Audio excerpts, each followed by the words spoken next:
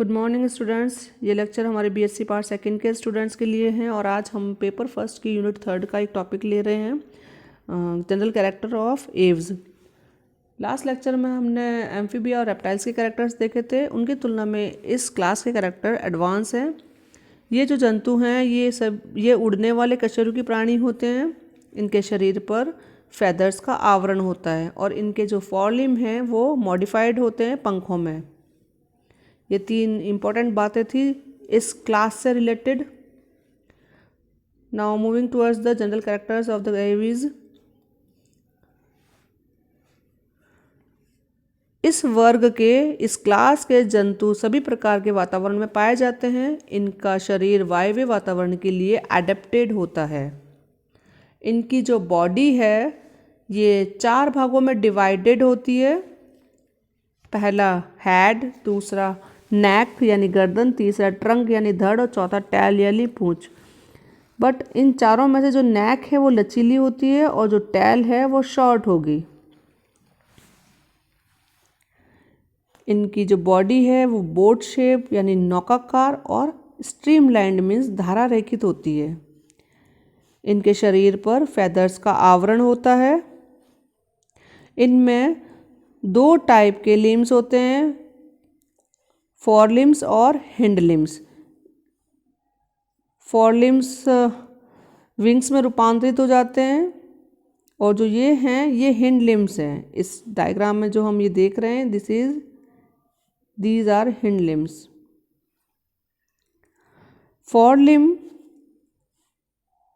Wings में रूपांतरित हो जाएंगे और इन फॉरलिम्स में 3 क्लॉज पाए जाएंगे, जबकि हिंड लिम्स जो हैं वो एडेप्टेड होंगे वॉकिंग के लिए, रनिंग के लिए, स्विमिंग के लिए और जैसे पेड़ की डालियाँ हैं उन पर उनको पकड़ने के लिए भी एडेप्टेड होते हैं।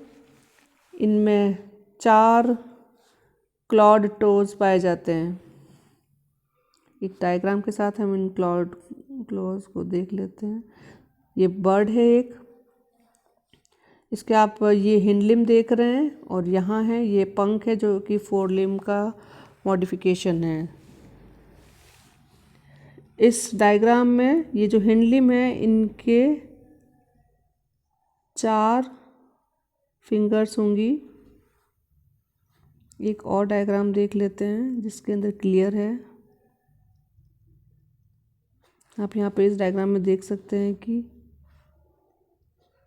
1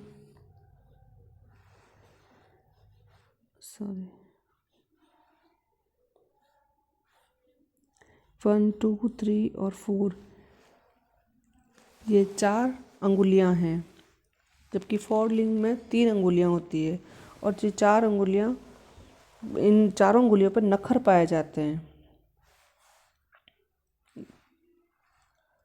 नेक्स्ट,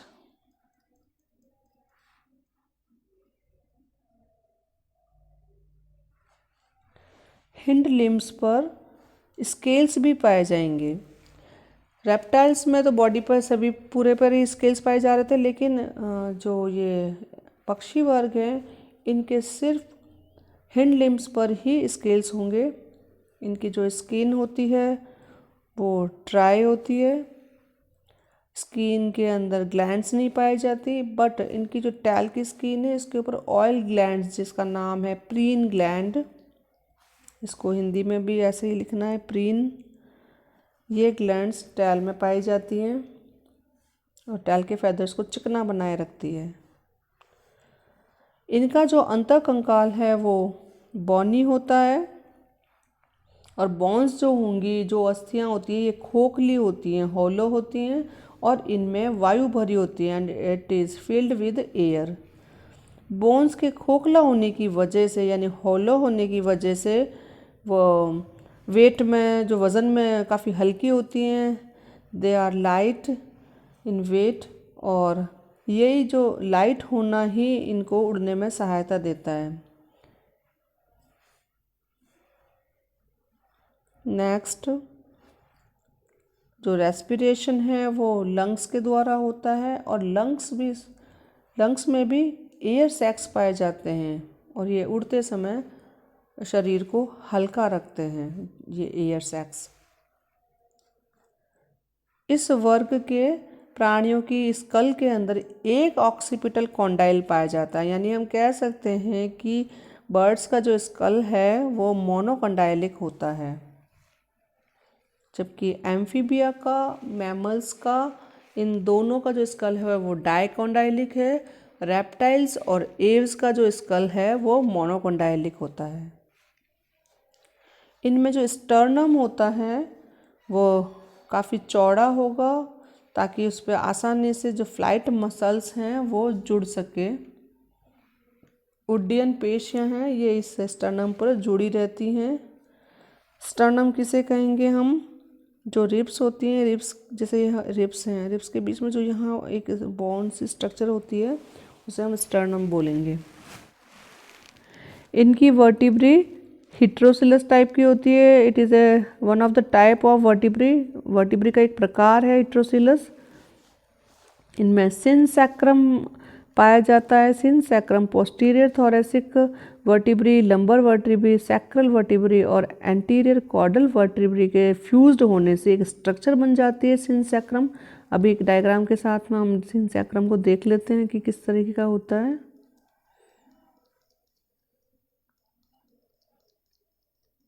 सॉरी, इसमें पिक नहीं है इस स्ट्रक्चर का।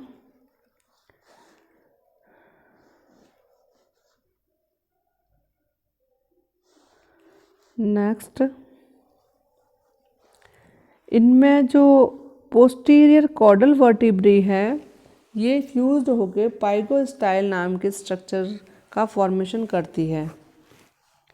इनमें जो रिब्स हैं वो 2 सिरे वाली होती है, यानी बाइफिड होती है।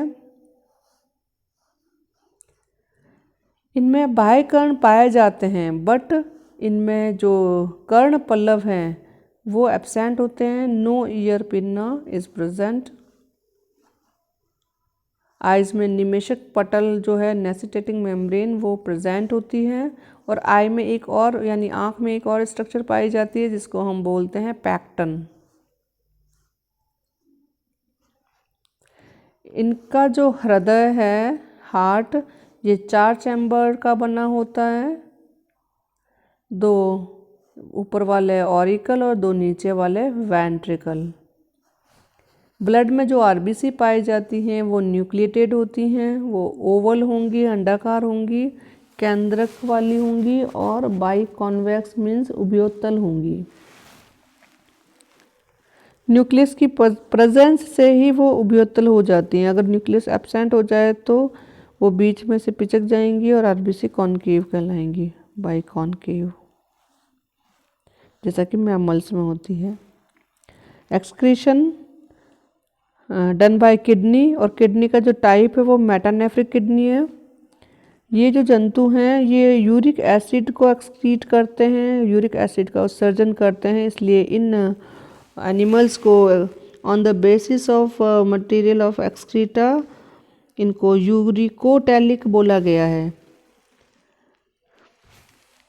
एनिमल्स को हम अगर उनके एक्सक्रीटिव वेस्ट एक्सक्रीट करने के बेस पर बांटें तो 3 टाइप के होते हैं। अमोनोटैलिक जो कि अमोनिया एक्सक्रीट करते हैं, अमोनिया का उत्सर्जन करते हैं।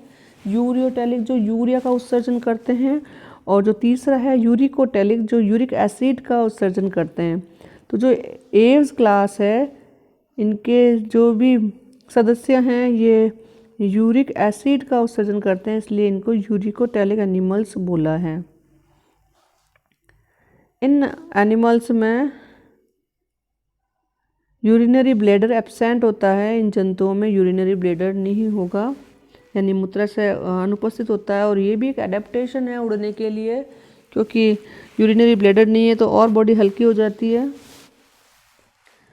इनमें एक ध्वनि उत्पादक यंत्र पाया जाता है जिसे सीरिंग्स बोलते हैं। इससे आवाज़ निकलती है पक्षियों में। जिस प्रकार हमारे गले में जो ट्रैकिया है वहाँ पे लैरिंग्स नाम का स्ट्रक्चर पाया जाता है, कार्टिलेज का बना हुआ, उसी प्रकार पक्षियों में भी सीरिंग्स नाम का स्ट्रक्चर होता है जिससे उनकी आवाज़ निकलती है। डायग्राम से देख लेते हैं। ये लैरिंग्स का डायग्राम है, सॉरी सिरिंग्स का डायग्राम है। इससे इसकी वजह से इसकी जो पोजीशन है वो यहाँ पर है। इसको आराम से अपन बड़ा करके देख लेते हैं। ये जो पोजीशन है ये सिरिंग्स की है और इसी के कारण ये चिड़िया बोल पा रही है, ये अपनी ध्वनि निकाल पा रही है।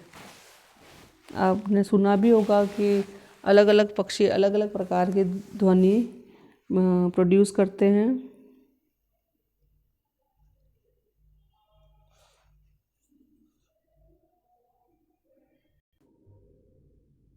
इस वर्ग के जंतुओं में जो क्रेनियल नर्व्स या कपाल तंत्रिकाएं हैं वो 12 जोड़ी होती हैं। ये सारे एनिमल एक लिंगी होते हैं यानी यूनिसेक्सुअल हैं। इनमें सेक्सुअल डाइमॉर्फिज्म पाया जाता है, यानी बाहर से देखने पे भी पता लगता है ये नर है और ये मादा है। ये ओविपेरस हैं यानी अंडे देने वाले वर्टिब्रेट्स हैं। इनमें लेफ्ट ओवरी और ओविडक्ट दोनों ही एब्सेंट होती है। इनमें सिर्फ राइट ओवरी और ओविडक्ट पाई जाती है। मीन्स इनमें दायां अंडाशय और दाईं अंडवाहिनी ही पाई जाएगी। बाईं अंडवाहिनी और बायां अंडाशय इनमें अनुपस्थित होता है। चूँकि एक ही ओवरी पाई जाती है तो इससे बॉडी और हल्की हो जाती है, क्योंकि हमने पढ़ा यूरिनरी ब्लैडर भी नहीं था, बोन्स भी होलो थी, इनकी हड्डियां भी खोखली थी, लंग्स में भी इनके एयर सैक्स थे यानी फेफड़ों में एयर सैक्स थे। इस वजह से इनकी बॉडी हल्की हो जाती है ज़्यादा से ज़्यादा और उड़ने के लिए ये अडेप्टेड हो जाती है। फर्टिलाइजेशन इनका इंटरनल होता है यानी इनसाइड द बॉडी होगा। अब हम बात करते हैं इनके एग्स की। इनके एग्स मेगालेसाइथल होते हैं यानी इनमें योग की मात्रा बहुत ज़्यादा होती हैं। जिन एग्स में योग की मात्रा यानी पीतक की मात्रा बहुत अधिक होती हैं उनको हम मेगालेसाइथल एग बोलते हैं। जिनमें कम होती है, बिल्कुल कम, उनको हम माइक्रोलेसाइथल एग बोलते हैं। और जिनमें मॉडरेट अमाउंट ऑफ द योग इज़ प्रेजेंट, मतलब मध्यम प्रकार का योग, मध्यम अमाउंट का योग जिनमें पाया जाता है जिन एग्स में, उनको मीजोलेसाइथल एग बोलते हैं। मीजोलेसाइथल एग एम्फीबियम में पाए जाते हैं और मेगालेसाइथल एग रेप्टाइल्स में और बर्ड्स में, दोनों में पाए जाते हैं। इनका जो डेवलपमेंट है वो डायरेक्ट होता है यानी इनमें कोई भी प्रकार की लार्वा अवस्था नहीं पाई जाती है। Non larval stage is present during the development of the birds from embryo to adult. इनमें पैतृक रक्षण देखने को मिलता है। आप देखते होंगे कि ये अपने बच्चों का बहुत ध्यान रखते हैं। चिड़िया अपने बच्चों को खाना खिलाती है चोंच में डाल के। नो टीथ इन जॉज, इनकी जो जबड़े हैं इनमें टीथ नहीं पाए जाते हैं। इनमें एक हॉर्नी बीक होती है सीड्स को तोड़ने के लिए या जो भी ये चीज़ खाते हैं उनको तोड़ने के लिए। डिफरेंट टाइप ऑफ बीक्स भी प्रेजेंट होती है। खूब सारे तरह के हमको बीक्स और इनके जो फीट्स हैं इनमें काफ़ी वेरिएशन देखने को मिलता है। यहाँ पे आप देख सकते हैं इस डायग्राम में कि अलग अलग टाइप की चोंच हैं। जैसे ये नेक्टर फीडिंग के लिए है, ये फिल्टर फीडिंग है, ये एरियल फिशिंग वाली, ये चीज़ सेलिंग वाली है चोंच। इस प्रकार आप विभिन्न प्रकार की बीक्स बर्ड्स में देख सकते हैं। इनमें एक्स्ट्रा एम्ब्रियोनिक मेम्ब्रेन इनकी ये एमनियोटा ग्रुप में है। मीन्स इनके जो एम्ब्रियो है उसमें एक्स्ट्रा एम्ब्रियोनिक मेम्ब्रेन पाई जाती है, एमनियन, एलेंटॉक्स एक्सेट्रा, इसलिए इनको एमनियोटा ग्रुप में रखा है। ये सब थे एव्स के सामान्य लक्षण। हम नेक्स्ट लेक्चर में मैमल्स के गुणों को देखेंगे और साथ में ही रेप्टाइल्स और एव्स का क्लासिफिकेशन भी हमारा ड्यू है, उसको भी कंटिन्यू करेंगे। So thank you very much इस लेक्चर को देखने के लिए।